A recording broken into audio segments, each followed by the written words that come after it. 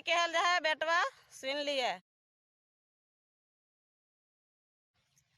पिंडिया पकड़ बेटा धरती बिना रे सखे, पिंडिया पकड़ धरती बिना रे सखे, आजो हमरा देले गो मैया घरा के टेंशन रे सखी, अबे हमरा देले गो मैया घरा के टेंशन सखी।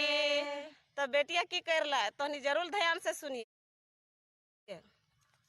दुआरियो ठंगी बेटिया धरती बिना रे सखी, दुआरियो ठंगी बेटिया धरती बिना रे सखी, अबे हमारे छूटल गोयामा नहीं राम लोकवा रे सखी, अबे हमारे छूटल गोयामा भाईरा भतीजवा रे सखी।